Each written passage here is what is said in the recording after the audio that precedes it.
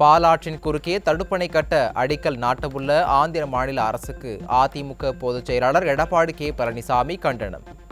தமிழ்நாட்டின் உரிமைகளை தாரை வார்த்து கொண்டிருக்கும் விடியா திமுக அரசின் முதல்வருக்கும் கண்டனம்.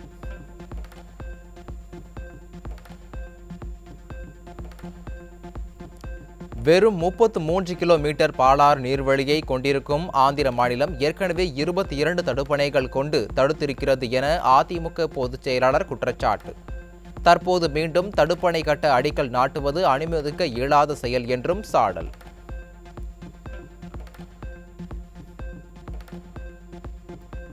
அதிமுகவுக்கு நாளுக்கு நாள் பெருகும் மாற்றுக் கட்சியினரின் ஆதரவு. கழக பொதுச் செயலாளர் எடப்பாடி கே பழனிசாமி முன்னிலையில் திமுக, அமமுக உள்ளிட்ட மாற்றுக் கட்சி சேர்ந்தவர்கள் அதிமுகவில் இணைந்தனர்.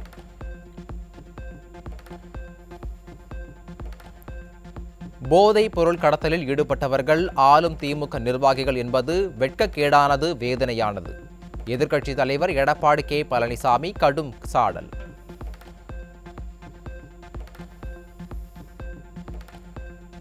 போதைப் பொருள் கடத்தலில் திமுக நிர்வாகி ஜாபர் சாதிக் மூளையாக செயல்பட்டது விசாரணையில் அம்பலமாகி உள்ளதாக எதிர்க்கட்சித் தலைவர் குற்றச்சாட்டு. தலைமறைவாக உள்ள திமுக நிர்வாகி ஜாபர் சாதிக், அவரது சகோதரர்கள் சிக்கினால் திமுகவை சேர்ந்த பலர் சிக்குவார்கள் என ஊடக செய்திகள் தெரிவிப்பதாக அறிக்கை.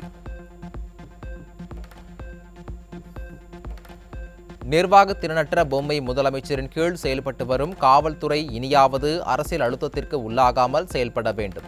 சுதந்திரமாக செயல்பட்டு போதைப் பொருள் கடத்தலில் ஈடுபட்டவர்களுக்கு கடுமையான தண்டனை பெற்றுத்தர வேண்டும் என எதிர்க்கட்சித் தலைவர் எடப்பாடி கே பழனிசாமி வலியுறுத்தல்.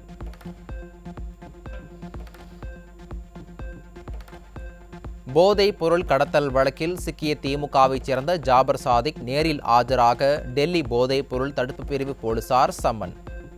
டெல்லியில் 2000 கோடி ரூபாய் மதிப்புள்ள போதைப் பொருட்களை கடத்திய வழக்கில் நடவடிக்கை.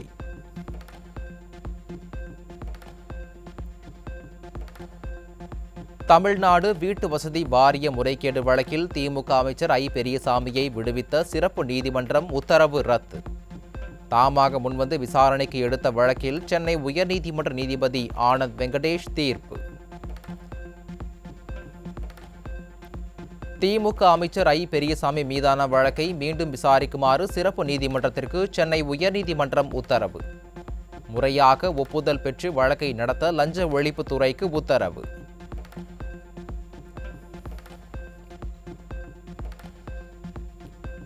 திமுக அமைச்சர் ஐ பெரியசாமி மீதான வழக்கின் விசாரணையை 2024 ஜூலைக்குள் முடிக்க சிறப்பு நீதிமன்றத்திற்கு உத்தரவு.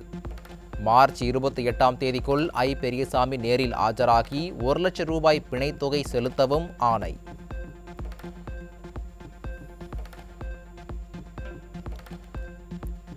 அதிமுக சின்னம், கொடி, லெட்டர் பேட் உள்ளிட்டவற்றை பன்னீர் பயன்படுத்தக்கூடாது என்ற தடை உத்தரவு தொடரும்.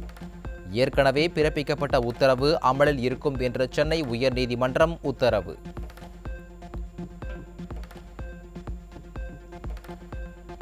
நீட்டை ஒழிக்க வேண்டும் என்பதுதான் அதிமுகவின் கொள்கை எனவும் அதற்காகவே கழக பொதுச் செயலாளர் நீட் பயிற்சி மையங்களை கொண்டு வந்தார் என முன்னாள் அமைச்சர் எஸ்.பி. வேலுமணி பேச்சு.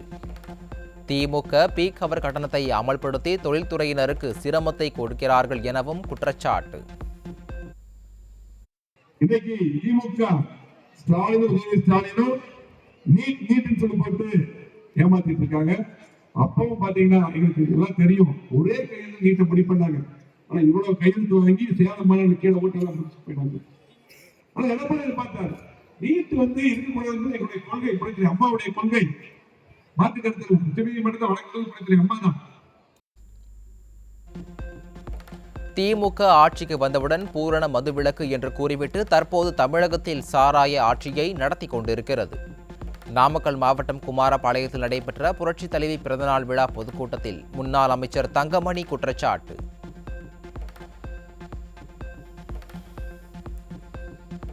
இப்பொழுது திமுக நாங்கள் வந்தால் பூரண மதுவிலக்கு என்று சொல்லிவிட்டு இப்பொழுது கடையை ஒவ்வொரு பகுதியாக அதிகப்படுத்திக் கொண்டு இருக்கின்றார் என்று சொன்னால் இன்று தமிழகத்திலே சாராய ஆட்சி தான் நடைபெற்றுக் கொண்டு இருக்கிறது என்பதற்கு எல்லா ஊருமே சாட்சியாக இருக்கிறது.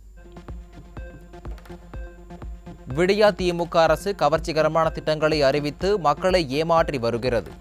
மத்திய அரசு மக்களை துண்டாடி வருவதாக அதிமுக எம்பி CV சண்முகம் குற்றச்சாட்டு. ஒரு பக்கம் கவர்ச்சிகரமான திட்டங்களை சொல்லி இந்த மாநில அரசு உங்களை ஏமாற்றிக் கொண்டிருக்கிறது. இன்னொரு பக்கம் மத்திய அரசாங்கம் மதத்தின் பெயரால மக்களை துண்டாட பார்க்குது. சாமி கும்பிட்டா கோயில் கட்டிட்டா 3 வேளை சோறு வந்துருமா? விவசாயிகளை தொடர்ந்து வாயில்லா ஜீவன்களையும் வஞ்சிக்கும் விடியா திமுக அரசு.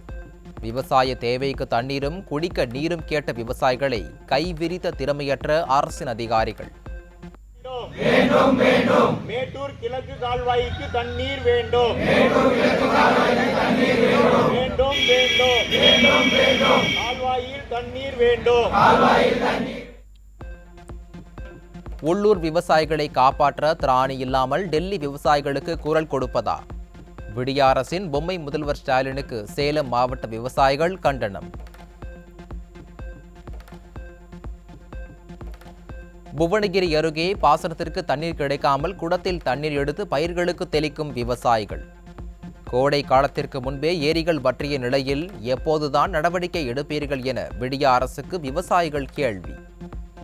தமிழகத்தில் மக்களவைத் தேர்தல் பாதுகாப்புக்கு 200 கம்பெனி துணை ராணுவத்தினர் பயன்படுத்தப்பட உள்ளதாக தமிழக தலைமை தேர்தல் அதிகாரி தகவல். முதல் குழு மார்ச் முதல் வாரத்தில் தமிழகம் வருகிறது.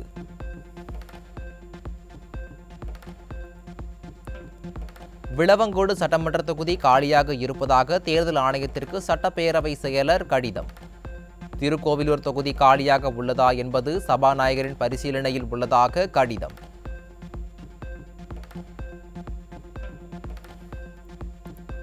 விளவங்கோடு தொகுதி காலியாக இருப்பதாக உடனடியாக அறிவித்த சட்டப்பேரவை செயலர். பொன்முடி பதவியை இழந்து 2 மாதங்கள் ஆகும் நிலையில் திருக்கோவிலூர் தொகுதியை அறிவிக்காதது ஏன் என மக்கள் கேள்வி. திண்டுக்கல்லில் திமுக கவுன்சிலரின் தந்தை மிளகாய் பொடி தூவி மர்ம நபர்களால் ஓட வெட்டி கொலை. நிர்வாக திறனற்ற திமுக ஆட்சியில் பட்டப்பகலில் நிகழ்ந்த கொடூர கொலையால் பொதுமக்கள் அதிர்ச்சி.